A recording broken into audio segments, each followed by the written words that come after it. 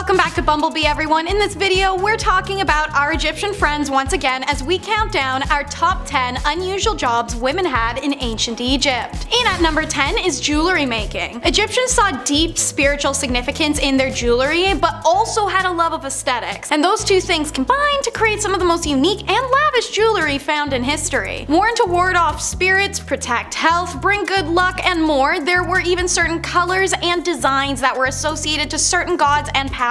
And so, Egyptian jewelers followed very strict rules regarding the mystical aspects of their jewelry creations. While a woman usually would not be a metal worker in Egyptian society, it was very common for her to be making jewelry. The tools were smaller and the process required less heat and thus less danger for her. Metalwork techniques included precious metal sheets that were cut and shaped, notched together. Wire work was accomplished through strip twisting. Pieces could be held together with this wire stripping system or crimping techniques. These strips were also how link chains were accomplished, as well as the securing of beads or the backs of earrings. For jewelry designed exclusively for burial, the metal was often quite thin, as the jewelry of the deceased was not subjected to the wares of everyday life. Precious stones, ivory, real flowers, and shells were all common ornaments, as was name engravements, but it was more common with royalty. Jewelry makers were women of high status due to these contributions and the revelry jewelry held in ancient Egypt. For number 9, it's house vendors.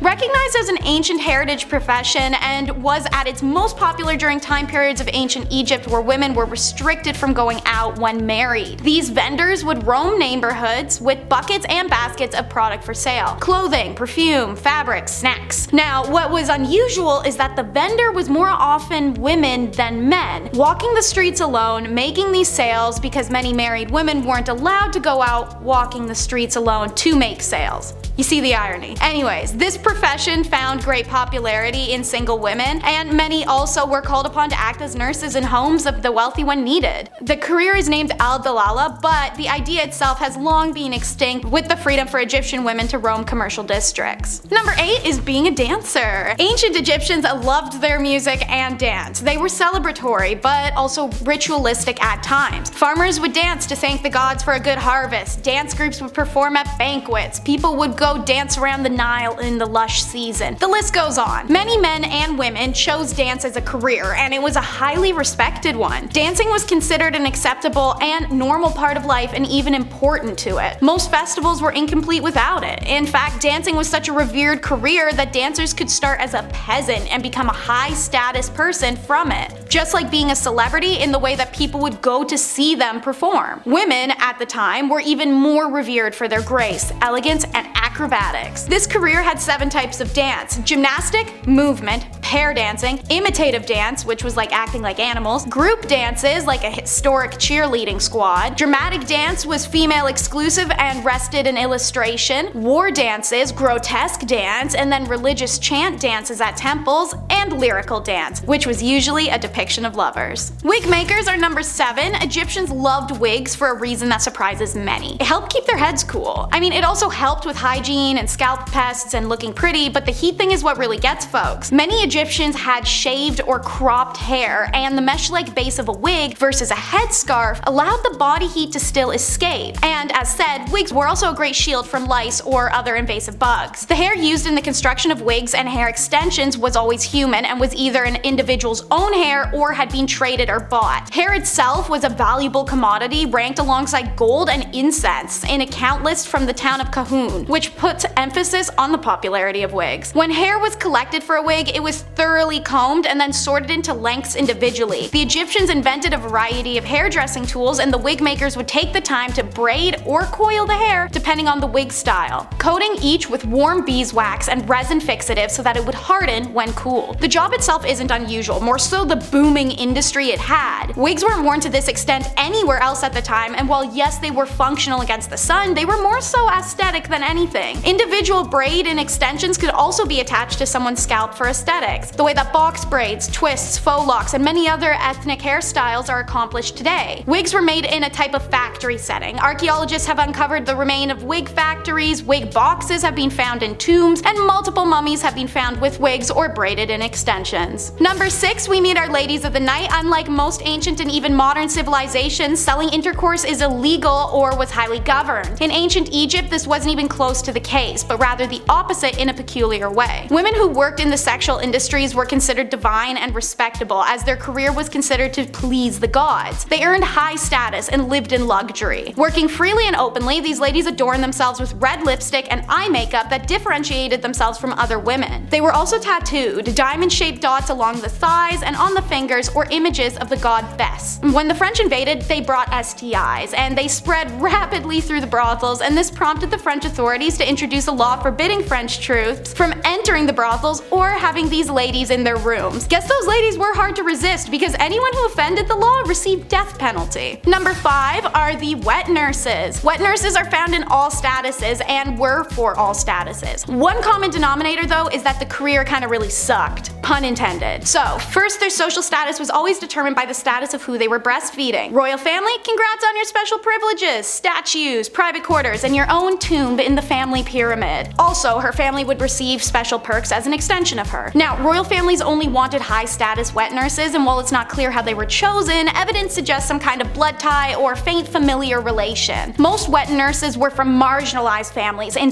lower socioeconomic statuses and worked under conditions and pre-definitive wages. Wet nurse requirements for any status were intense. She'd have to have given birth at least twice, have a large but healthy body due to the belief that large bodies were more nourishing. Despite that, her breasts should be medium. Too small, not enough food. Too big, the baby's spoiled. In addition to all of these prerequisites, the wet nurse should be sweet-tempered, affectionate, and responsive to her charge. She should also abstain from intercourse because it could reduce her affection towards a child, and they also said no alcohol. A good call, knowing what we know now. Wet nurses were women exploited for the products of their bodies. As slaves, they were coerced for their milk. As lower social status women, they were employed for their bodies to enhance their inadequate domestic status. Even her own household suffered physically and monetarily if a wet nurse defaulted or failed a contract. On the same page, surrogates are number 4. This is a widespread practice in Egypt. The first story of surrogacy, found in Genesis 16 of the Bible, was the story of infertile Sarah having Egyptian Hagar carry her child for her and her husband Abraham. Even Egyptian pharaohs had used concubines to produce heirs. They often married their sisters or aunts, and children born of these marriages were most of the time not in great or functional health and wouldn't survive. Any child born of a concubine for a pharaoh was accepted as his lawful offspring. Now, they were quite limited in their rights, and they could only inherit the throne in case of the absence of another more entitled heir. Surrogates experienced similar contracts and status leveling as wet nurses. They were desired to be mothers already, have a bigger, healthier body, and naturally beauty was a desired element as well. Women of low status who made a career of surrogacy often died in childbirth or from hemorrhages due to the repetitive birthing process, but for some, it was the only career they could have. Priestess is number 3, and so while it was a male-dominated field, many women were employed as a priestess or a high priestess at the temples around Egypt. Mostly from upper status, many were married to the priests, which they owed their position in society. Despite this, they played roles in the temple rituals, such as servicing goddesses Hathor, Neith, and Pakhet, or working as dancers, musicians, singers, and acrobats in the temple. The most important priestess was known as the god's wife Amun. This woman was usually the daughter of the pharaoh or sometimes his wife. She usually held a very high position in court and performed important rituals to honor the god Amun. The priestess was in charge of managing the gods' affairs, attending to ritual dances and performances, shaking their rattles and rattling their necklaces, which were long and heavily beaded objects. By the beginning of the New Kingdom in 1550, the title Chantress of Amun was used, and it was usually the wives of the priests who gained these elevated positions as well. The concept of a woman as a priest was unheard of in many kingdoms. A high priestess and the reverence and traditions of female gods being led by women were unusual to outsiders of Egypt, who oftentimes restricted most priestly activities to just men. Number 2 is professional mourners. Okay, so here's a weird one. Professional or paid mourning is an occupation not only found in Egypt, Egypt, but in China, the Mediterranean, and Eastern Europe. This practice is literally paying a stranger to attend a funeral to lament, deliver a eulogy, help comfort the family, entertain, or lay on the ground wailing. There's some range here, depends on what kind of funeral you want to have. These paid mourners made ostentatious displays, messy hair and smudged makeup, wailing, pounding on the ground or their chests, throwing themselves about as they smeared dirt and sand all over their body while they screamed. It's a full spectacle. Now, another depiction of the paid mourners in Egypt is a little more chill. Two women impersonating the goddesses Isis and Nephthys. They were believed to play a special role in someone's death. Most inscriptions of a funeral where they are present as paid mourners, they are on each side of the corpse and their bodies are fully shaved. These women also had to be childless and have a tattoo of either Isis or Nephthys' name